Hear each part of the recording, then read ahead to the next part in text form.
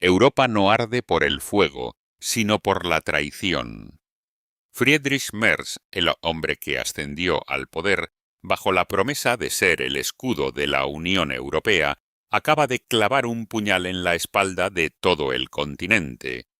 Mientras Bruselas, París y Roma tejían desesperadamente una estrategia de resistencia contra la agresiva guerra arancelaria de Donald Trump, Merz volaba hacia Washington con una misión secreta que nada tenía que ver con la solidaridad europea. Su objetivo era uno solo: Alemania primero.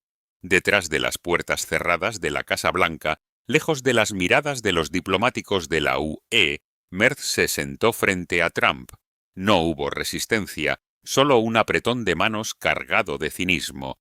Allí se gestó lo que hoy los pasillos de Bruselas llaman con furia la excepción alemana. Mientras Ursula von der Leyen intentaba mantener a los 27 países en un frente unido para negociar con fuerza, Merz decidió romper filas. El canciller alemán entregó la unidad del bloque a cambio de un billete dorado, una exención exclusiva del arancel del 10% para los coches y la maquinaria alemana. Ni los productos franceses, ni el diseño italiano, ni la industria española fueron invitados a la mesa. Merz sonrió ante las cámaras de Washington, sabiendo que acababa de salvar las fábricas de Baviera, pero a costa de dejarse a sus vecinos desangrándose bajo los impuestos de Trump. Esta no es una teoría de la conspiración, es la realidad gélida de 2025. En el momento en que la economía más poderosa del continente decidió salvarse sola, la Unión Europea se fracturó desde su núcleo. La confianza se ha evaporado y la pregunta que recorre Madrid y París es aterradora. ¿Qué valor tiene una alianza cuando tu socio más fuerte te vende por una cuota de exportación? Nada en el universo de Donald Trump es gratuito. El billete dorado que Friedrich Merz obtuvo para la industria automotriz alemana no fue un regalo, sino un préstamo con intereses devastadores que Europa entera está empezando a pagar con su propia soberanía.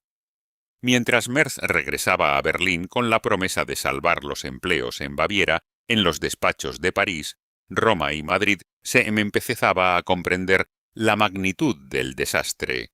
Alemania no solo había vendido su lealtad comercial, había hipotecado el futuro estratégico de todo el continente: las cadenas de gas y acero. El primer pilar de esta rendición fue el sector energético. Durante años, Europa luchó por desvincularse de la dependencia externa, buscando una autonomía que le permitiera no ser rehén de las potencias globales. Merz, con un solo trazo de pluma, destruyó esa ambición.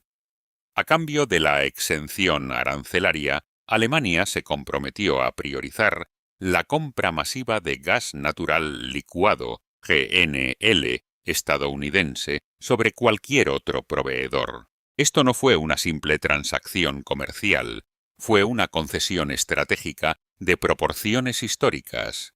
Al encadenar la infraestructura energética alemana a los contratos de Washington por décadas, Merz le entregó a la Casa Blanca una palanca de control directa sobre el corazón industrial de Europa. Alemania ya no decide su política energética. Ahora, el termostato de Berlín se controla desde el despacho oval. Pero el sacrificio no terminó en las tuberías de gas. El segundo golpe fue directo al corazón del orgullo industrial europeo: la defensa. En un acto que los analistas militares califican de canibalismo estratégico, Merz aceptó incrementar masivamente la compra de armamento y equipos militares estadounidenses, otorgando a los contratistas de defensa de Estados Unidos un acceso preferencial en las licitaciones alemanas. Con este movimiento, el eje franco-alemán, que soñaba con construir aviones y tanques europeos, ha quedado herido de muerte. Merz ha preferido comprar seguridad americana que construir soberanía europea. La traición del silencio. El caso de España. Sin embargo, el momento más oscuro y estremecedor de la reunión en Washington no tuvo que ver con el dinero, sino con la solidaridad de la OTAN. Fuentes diplomáticas cercanas al encuentro han filtrado un detalle que ha provocado una furia volcánica en Madrid. Durante la conversación, Trump, con su estilo directo y abrasivo, lanzó una advertencia clara. Aquellos países que se negaran a permitir el uso de sus bases militares para operaciones estadounidenses en Oriente Medio deberían enfrentar consecuencias dentro de la propia Alianza Atlántica. Trump señaló directamente a España. El mensaje era un ultimátum: o cooperación total con la agenda militar de Washington, o el paraguas de protección del artículo 5 empezaría a cerrarse. Y aquí es donde la traición de Merz se vuelve imperdonable. El canciller alemán guardó silencio. Frente a la amenaza directa contra un aliado europeo, frente al chantaje contra el gobierno de Pedro Sánchez, el líder de la potencia más grande de la UE no pronunció una sola palabra de defensa. En el lenguaje de la alta diplomacia, el silencio no es neutral, el silencio es una luz verde. Para Madrid, ese silencio fue una declaración de guerra fría. Alemania está dispuesta a ver a España expulsada de la seguridad colectiva con tal de que sus coches sigan vendiéndose en los concesionarios de Florida. El requiem por el escudo nuclear europeo. Si el silencio sobre España fue una herida, lo que Merz hizo con el escudo nuclear fue el tiro de gracia. Por años, Emmanuel Macron ha liderado una visión radical y ambiciosa: la creación de una disuasión nuclear genuinamente europea, apoyada en el arsenal francés, para que el continente no dependiera nunca más del humor del presidente de turno en Washington. Era el proyecto de una generación, un escudo que habría convertido a la Unión Europea en una superpotencia militar independiente. Todo dependía de Alemania. Si Berlín daba el paso, el resto del continente lo seguiría. Merz mató el sueño en una tarde. Le comunicó a Trump que Alemania se mantendría exclusivamente bajo el mando y control nuclear de Estados Unidos, rechazando cualquier alternativa europea. Sin el apoyo financiero y político de Berlín, la propuesta de Macron se desintegró al instante. No hubo debate en el Parlamento Europeo, no hubo consulta con los socios de la UE.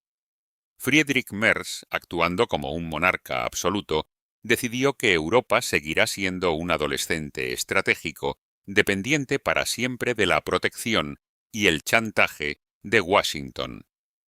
El despertar en una Europa fracturada.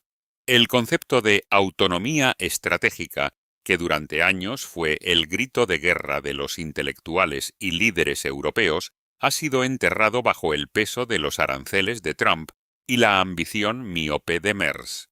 La amargura en las capitales europeas es total. En París, los asesores de Macron hablan de una ruptura generacional de la confianza. En Roma, Giorgia Meloni ve cómo sus industrias quedan en desventaja frente a una Alemania que ha hecho trampas para salvarse sola.